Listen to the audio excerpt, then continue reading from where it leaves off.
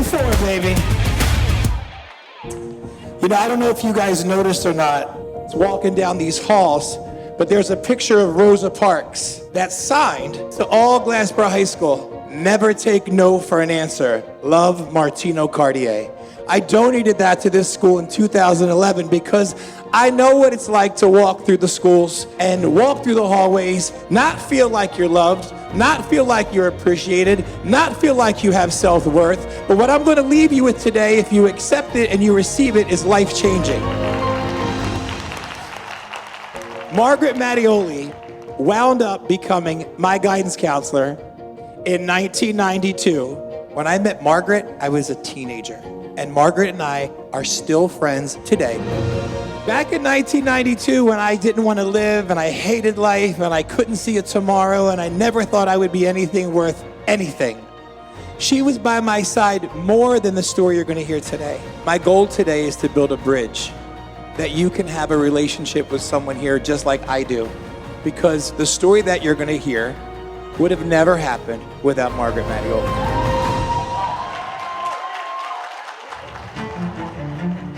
In 1975, I was born and I was put in an orphanage. Later in life, I was adopted by an Irish family. Now, I don't look Irish at all. That's what started the bullying, growing up with an Irish last name looking like an Egyptian. I wound up in this school because freshman year I was in Williamstown High School. And freshman year, somebody jumped on my back, my head hit the floor, split open, I woke up in the ambulance, stitches, I still have the scar today. But I got suspended. I wasn't the bully, I was bullied. That summer comes and I said to my parents, I am not going back to Williamstown High School. I will drop out of school. To this day, this scar, not because I see it in the mirror, the scar that happened that day has never left me. Actions have consequences, and unfortunately, sometimes they are eternal.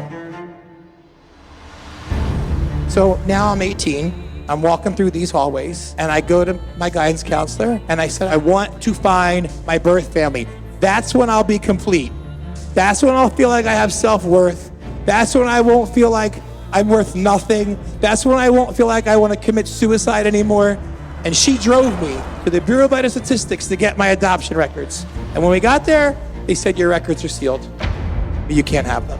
It was one of the worst days of my life. I came home, I got my mother's car, I drove in the woods, I put a hose in the muffler, stuck the other end in the window, and I said, that's it, I am checking out, I am done. I am done with humans, I'm done with everything I grew up with, I am done, I am out. And some man found me in the woods, broke the glass, called 911, and saved my life. Years later, I met a little kid who was dying of cancer, and I raised money to pay his mother's mortgage for a couple years. His name was Bobby. And at that moment is when I realized being adopted isn't what defines me. Being bullied in these hallways isn't what defined me. Growing up poor isn't what defined me. Helping others is what defines me. Blessing others and making others have faith and hope and realize their value and their worth. In 1986, my birth mother wrote a letter to the state saying, if my son ever wants to find me, please break the seal. 2005, I called the state. It said, dear my son, I want you to know why I left you with another family, because I had no choice. But I hope you forgive me.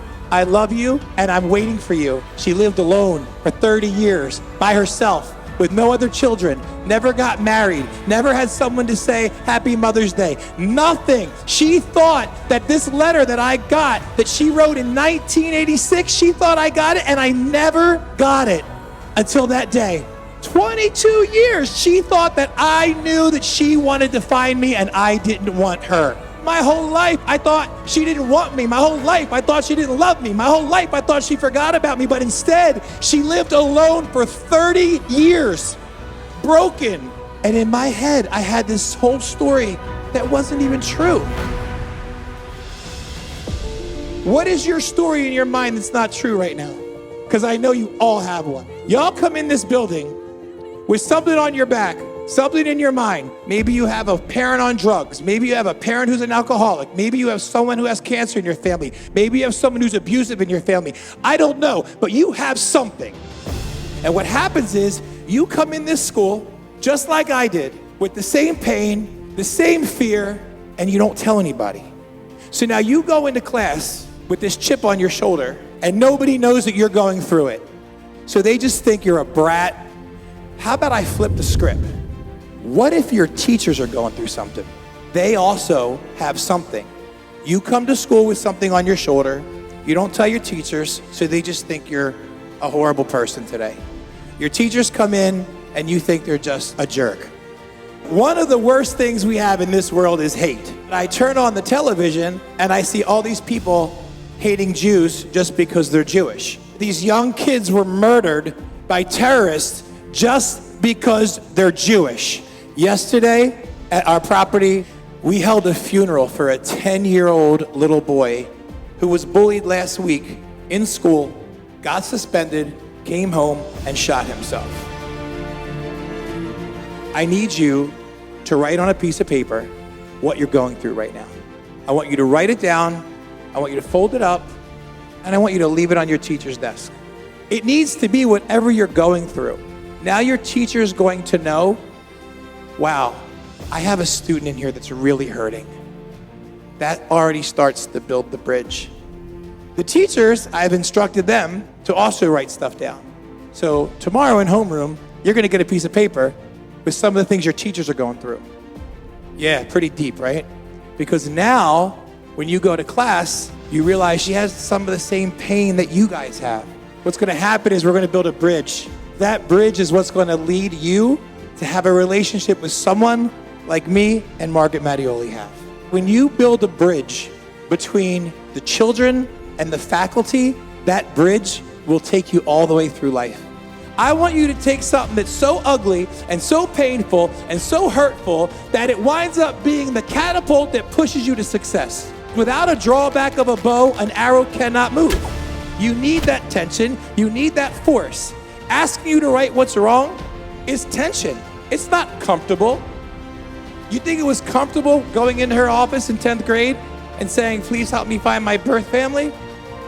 It's not comfortable. But guess what? It's what made my map.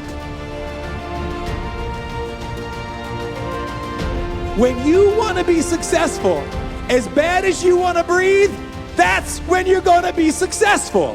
When you want to be happy, as bad as you want to breathe, that's when you're going to be happy. When you want to change lives, as bad as you want to breathe, that's when you're going to be happy. It takes you wanting it as bad as you want to breathe.